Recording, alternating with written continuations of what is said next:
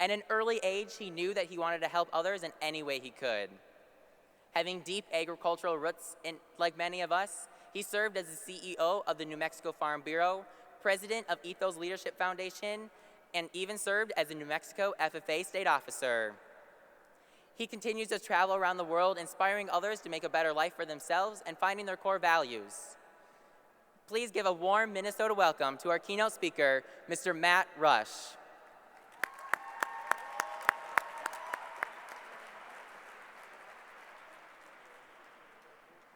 Minnesota FFA, let's make some noise.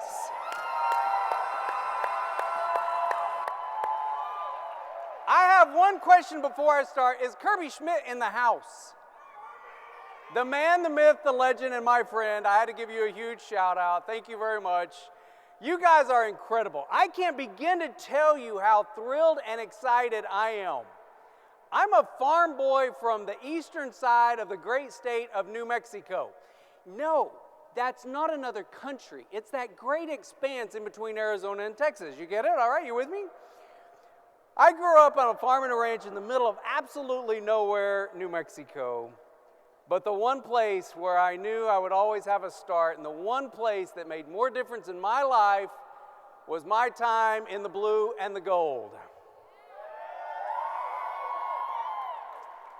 Growing up in the middle of nowhere in New Mexico, though, you know, it really kind of just messes with your head. I mean, we're not normal down there. I mean, for peace sake, we have Roswell. I mean, we're not normal down there.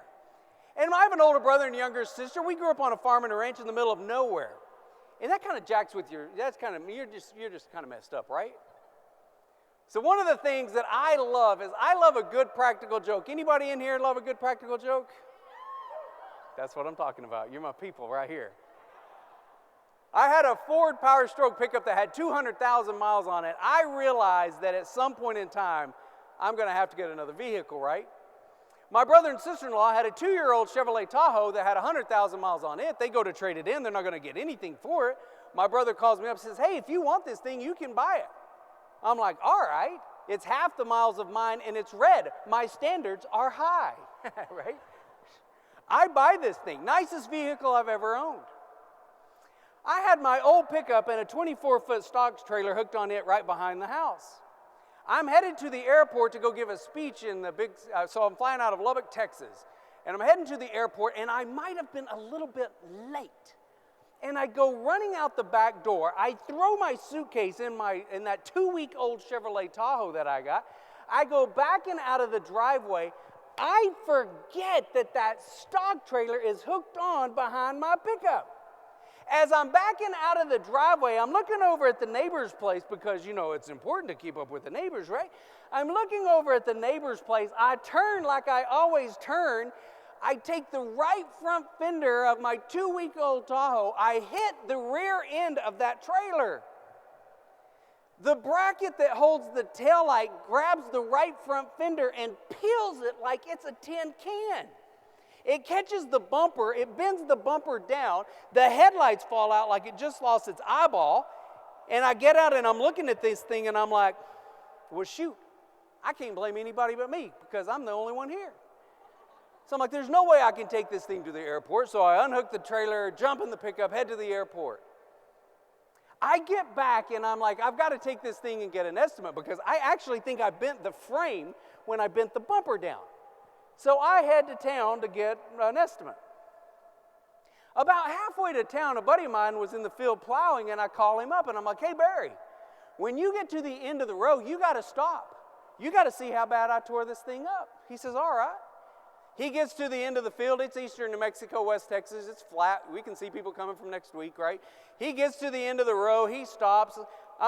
He walks out there. He sees this thing, and he goes, good grief. He goes, how fast were you going? I was like, I was backing up. He goes, I think you bent the frame. I'm like, I know, right?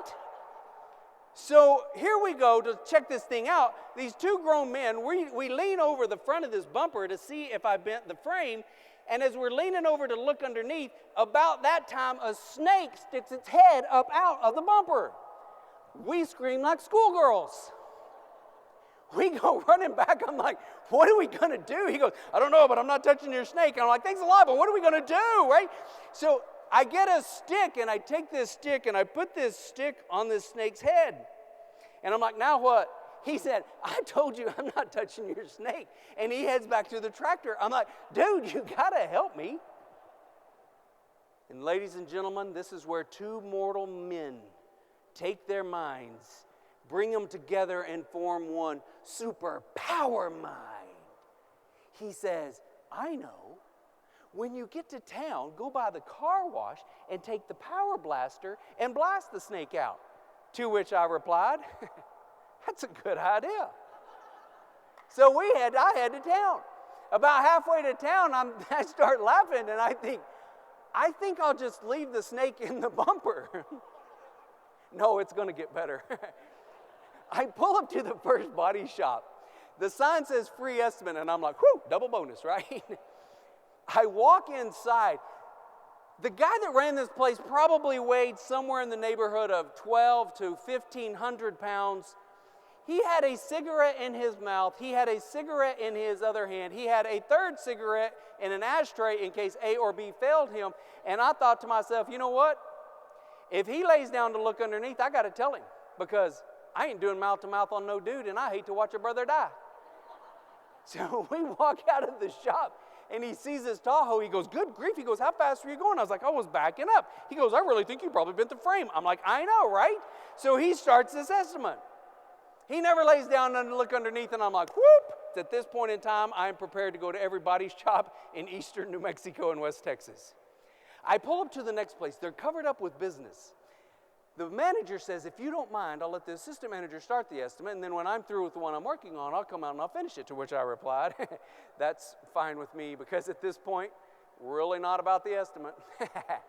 Me and the assistant manager, we go walking outside, and he sees this Tahoe. He goes, good grief, how fast were you going? I was like, I was backing up. He goes, you probably bent the frame. I'm like, I know, right? So he starts this estimate, and in a little bit, the manager comes walking out of the store. He goes, good grief, and both of us in unison, he was backing up. The assistant manager had one of those silver metal clipboards like we keep in grain trucks, you know what I'm talking about? He has one of those silver metal clipboards, and he hands it to the manager. And as soon as his hands release from the clipboard, he looks at me and he says, so, have you looked underneath? To which I replied, no, no, I have not. He lays down on his back. He scoots underneath the front of that Tahoe. He's not under there 3 seconds. He goes shooting out of there, and he's over in the corner of the building, leaving planet Earth with every scream of his being. He's like, wah, wah. And I'm like, what? He goes, a snake. I said, what? He said, there's a snake in there. I said, you got to be kidding me. He goes, dude, I looked it in the eyes. I'm like, what are we going to do? He goes, we're going to kill the expletive snake. And it was at that point in time I had to make a decision to save the snake or to save me. And well, quite frankly, I'm still here. That story doesn't have a point. I just think it's really, really funny. So FFA, I have a question. Have any of you in here ever seen a one-legged duck out on water? Anybody? What's a one-legged duck do on water? Right? Just goes round and round and round in a circle, right? And isn't that kind of how we are? For those of us in production ag, it's plowing season, planting season, calving, weaning, wheat, Christmas, plowing, planting, it's constantly, and then it's Christmas, right? And for you guys, you're in your spring semester, it's spring, it's summer, it's fall, it's Christmas. It's spring, it's summer, it's fall, it's Christmas. And it goes around about that fast, doesn't it?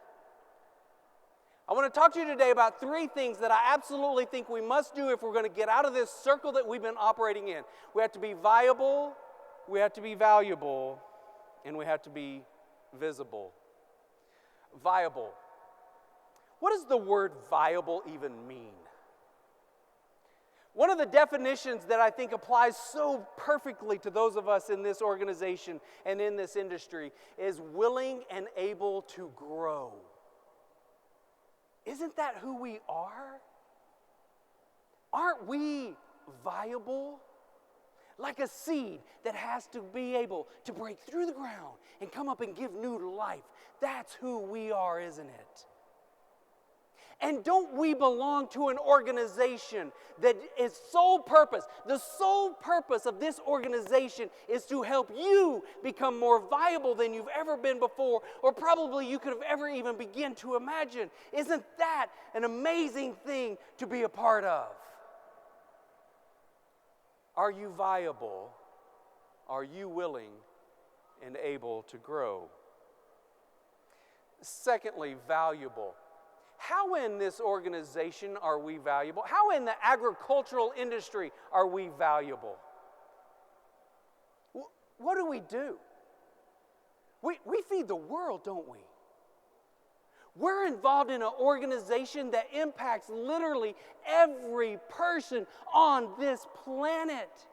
This ball that we're riding around on, what we do impacts everyone. Does that make us valuable? You, FFA, you belong to an organization that has over 600,000 members, the largest student organization on the planet. Does that make you valuable? That makes you abundantly and incredibly valuable. Which leads me to the third point. Visible. Why do we need to be visible? And I say it's because we have a lot more opponents than we have advocates, don't we? And maybe that's incorrect. Maybe it's just that our opponents are a lot more vocal than our advocates. Several years ago, I was on a flight. I was going to speak at a conference in Cheyenne, Wyoming. I was on a flight from Albuquerque, New Mexico to Denver. Notice I didn't say you fly to Cheyenne. You actually fly legitimately from Albuquerque to Denver. Then they put you in a box and they throw you to Cheyenne. If you don't know God, you will meet him before you hit the Wyoming state line. But what happened on the flight from Albuquerque to Denver. Now, I have to tell you, I have the worst luck of anybody on a plane. Like, if there is a 500-pound mountain man that hasn't talked to anyone or brushed his teeth, he's going to fly the day I fly, and he's going to get a middle seat, and he's going to want to talk to me. Except on this flight. There's 2 empty seats next to me, and I'm like, giddy up. And we sit there, and we sit there, and we sit there. Everybody on the plane starting to get aggravated because we're not leaving. And then all of a sudden, this thing appears at the front of the plane. She has on a black spandex unibody suit. She has on cowboy boots that come to her knees that are so pointy they could drive a finishing nail in a baseboard. She has on a white fur coat that goes down to the floor, and to top off this ensemble, she has on a purple straw cowboy hat she obviously bought at your or my state fair. And as soon as I saw her, I thought, there she is. That's my gal. She walks onto the plane and she starts apologizing to every person that she passes for being late. She gets to my aisle with the 2 empty seats and she says, "Are these seats taken?" I said, "No, they're not." She takes her coat off to put it in the overhead bin. I feel like I have just sinned. I'm thinking, there is no way that I want to have a conversation with this, right? I grab the magazine out of the back of the seat in front of me. I shove my face in it, not even noticing that it's upside down, because I do not want to talk to this super freak. This lady sits down, and she proceeds to talk to the point I finally realize I am going to talk back to this. She looks at me and she says, "So, what do you do?" I said, "Well, I do leadership, I farm and ranch and do leadership training and motivation." And before she could even finish, she says, "You're a real live farmer?" I said, "Yeah, you want to pinch me?" She said, "I've never met a real live farmer before." I'm like, "Today's your lucky day." She said, "Do you mind if I ask you a few questions?" I said, "Not at all." Ladies and gentlemen, this lady proceeded to ask me questions like I have never been asked in my lifetime. She asked me about GMOs. She asked me about organic and non-organic. She asked me about livestock handling practices. She asked me one question right after another, right after another. She challenged my thinking. We have an amazing conversation with each other. She finally stops talking to the point I can ask her a question. I said, so what do you do? She said, I'm an actress. I wanted to say, no kidding. I said, I've never met a real live actress before. She said, you want to pinch me? I'm like, touche. I deserve that one right there, right? She's no one you know. She's not a name you would recognize. She's played in B roles and behind the scenes. And she told me which movies she was in and which scenes she was at and where I could see her.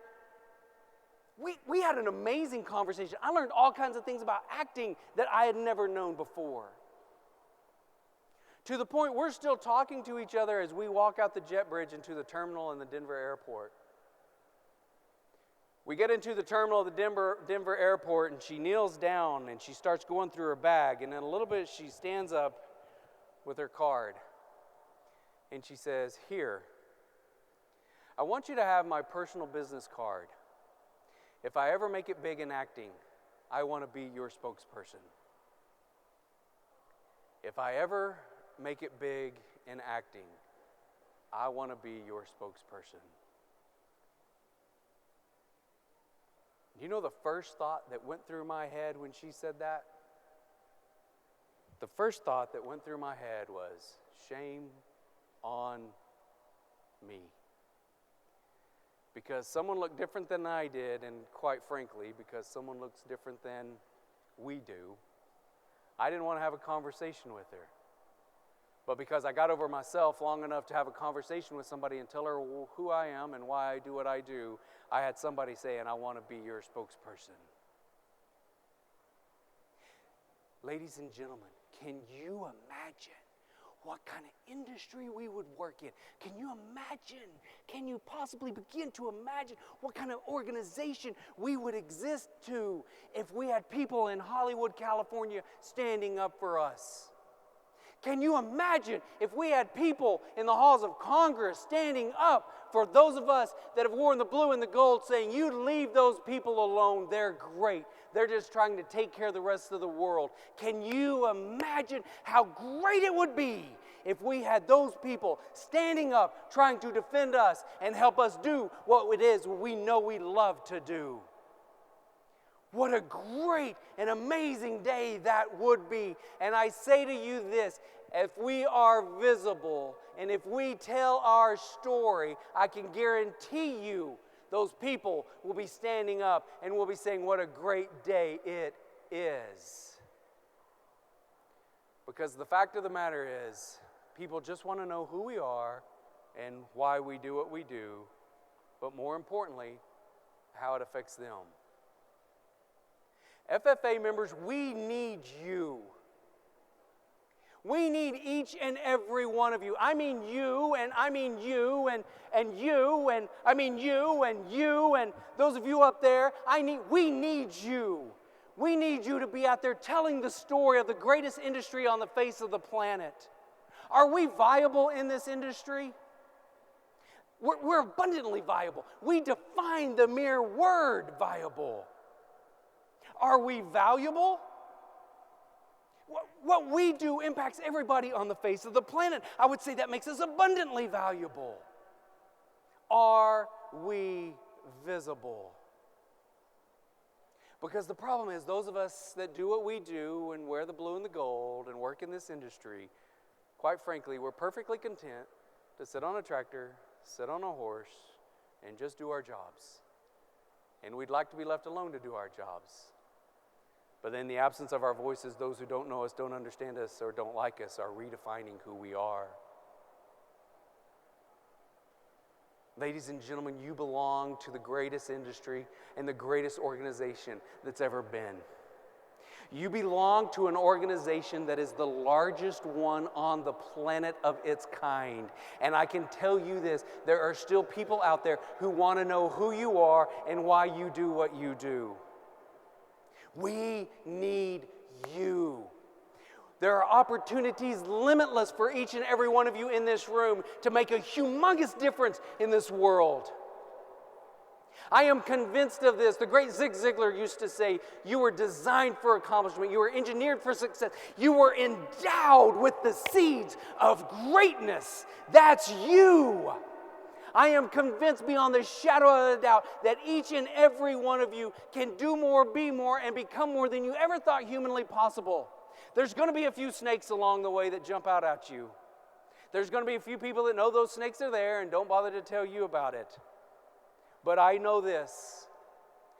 Each and every one of you have a story to tell that's second to none. And if you get out there and prove that you're viable and show your value and be visible, we will absolutely stand and take an enormous leap of faith to redefining who we are and this amazing organization that we belong to. We need you to stand with us and tell our story. We need you to stand with us to take our destiny back. And we need you, FFA, to stand with us and represent the greatest industry on the face of the earth. Thank you very much, and I hope God blesses each and every one of you.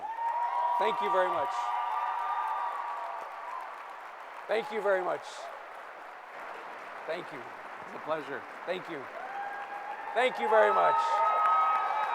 Thank you. I salute you. Thank you. It's a pleasure. Thank you. Mr. Rush, thank you for sharing your message with us today. Your past experience in the FFA and serving as a state officer, we know and can relate to your story. Thank you for telling us to be true to ourselves and our values and represent that blue corduroy. Please accept this gift as a token of our appreciation. Thank you so much. Minnesota FFA, please help me in thanking Mr. Matt Rush. Thank you very much. Thank you. God bless you all. Thank you very much. Thank you.